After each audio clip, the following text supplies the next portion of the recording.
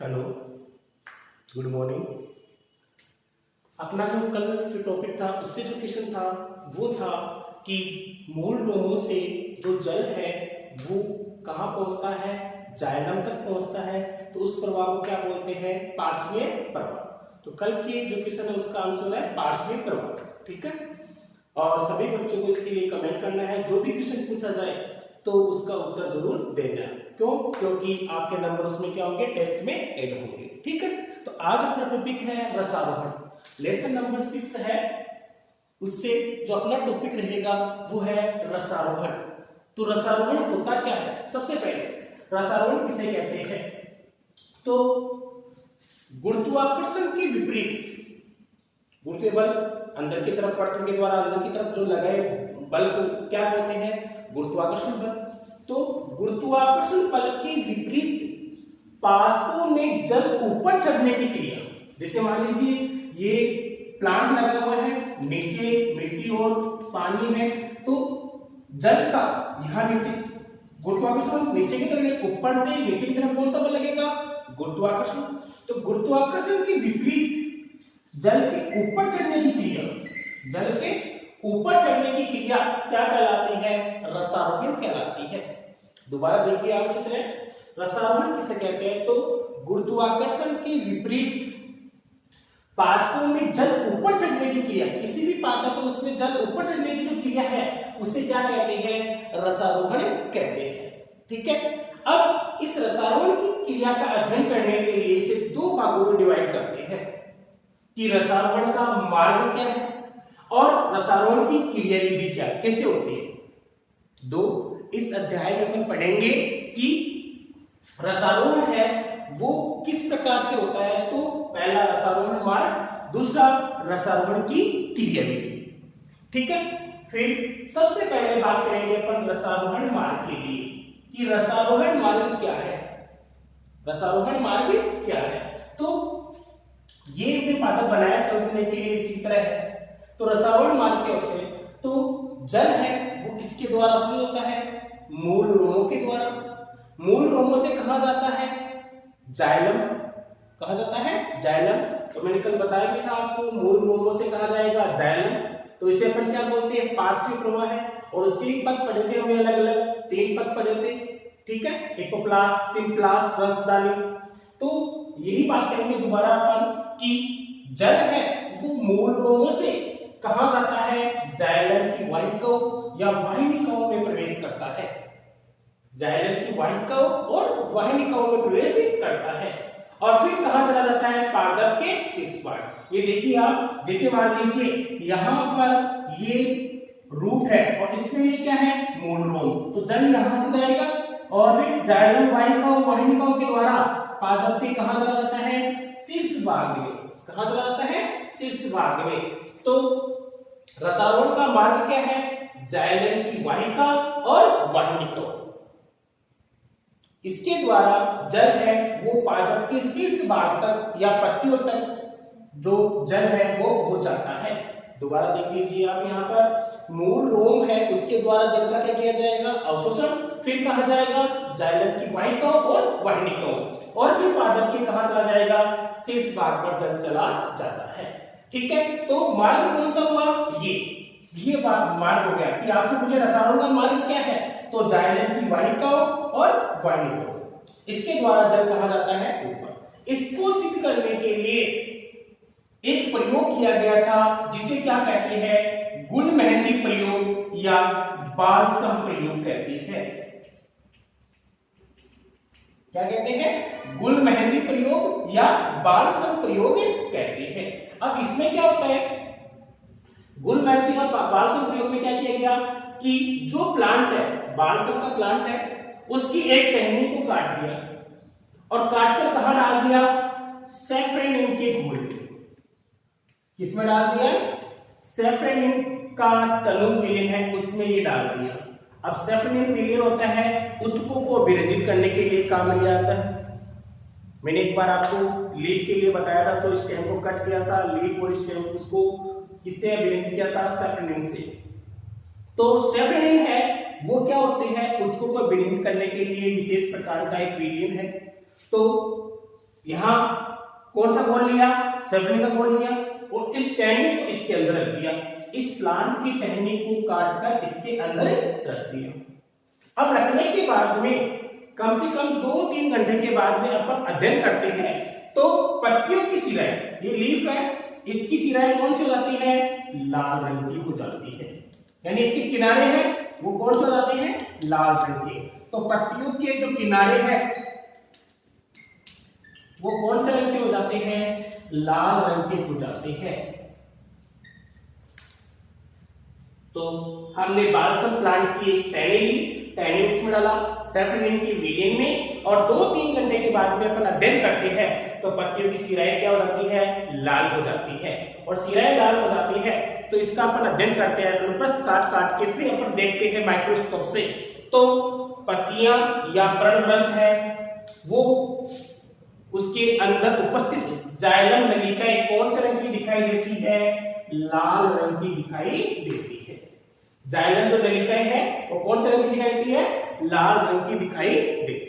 इसका मतलब कि जो भी यहां से जल पत्तियों तक पहुंचा, जो भी जल या अपन कहेंगे सेफनिन का विलियन जहां ऊपर पहुंचा है वो इसके अकॉर्डिंग जा रहा है, जाइलम की नलिकाएं या जाइलम की वाहिकाओं के द्वारा ऊपर जा रहा है। इस प्रयोग से ये सिद्ध होता है कि रसारोहण का मार्ग कौन होता है, जाइलम की वाहिका या वाहिनिकाएं। दोबारा इसको थोड़ा सा देखो 2 मिनट। गुरुत्वाकर्षण की विधि यानी जल है उसका ऊपर चढ़ना क्या कहलाता है, पादपों में गुरुत्वाकर्षण के विपरीत जल का ऊपर चढ़ना क्या कहलाता है, रसारोहण कहलाता है। और इसके अध्ययन के लिए 2 भाग होते हैं, रसारोहण मार्ग और रसारोहण क्रिया विधि। रसारोहण मार्ग है उसमें मूल रोमों से जल कहा जाता है, जाइलम वाहिकाओं से पादप के शीर्ष भाग में चला जाता है।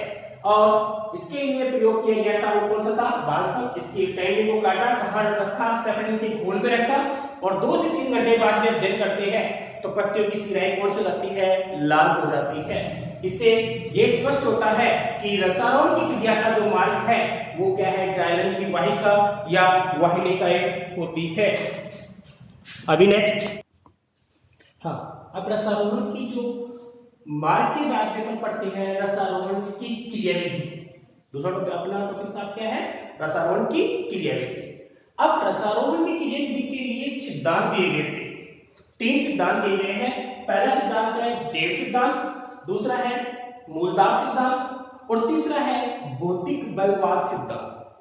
रसारोहण की क्रिया विधि के लिए हमने सबसे पहले पढ़ा रसारोहण के लिए रसारोहण मार्ग, दूसरा कौन सा है, रसारोहण की क्रिया विधि। क्रिया विधि के लिए 3 सिद्धांत दिए गए हैं।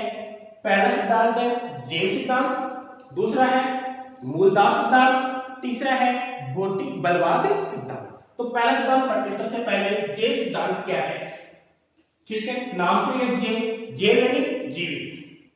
तो इस सिद्धांत के अनुसार ये कहा गया कि रसारोहण की क्रिया विधि यानी रसारोहण की जो क्रिया है वो किसके द्वारा होती है, जीवित कोशिकाओं के द्वारा। ध्यान देना है यहाँ पर, रसारोहण यानी रसारोहण क्या होता है, पादपों में जो गुरुत्वाकर्षण के बल जल है वो ऊपर की तरफ चढ़ता है, उस क्रिया को क्या कहते हैं, रसारोहण। तो रसारोहण की क्रिया है वो किसके द्वारा होता है, यानी जीवित कोशिका है उसके द्वारा क्या होती है, रसारोहण की क्रिया होती है। ये किस सिद्धांत के अनुसार कहा गया, जे सिद्धांत के अनुसार कहा गया, ठीक है। तो जे सिद्धांत के अनुसार ये कहा गया कि रसारोहण की क्रिया है वो किसके द्वारा होती है, जीवित कोशिकाओं के द्वारा होती है, ठीक है। अब इस सिद्धांत को अलग अलग वैज्ञानिकों ने प्रस्तुत किया था, एक तो गोडलेवस्की, दूसरा है सर जेसी बोस, तीसरा है स्टोर्सबर्गर, ठीक है।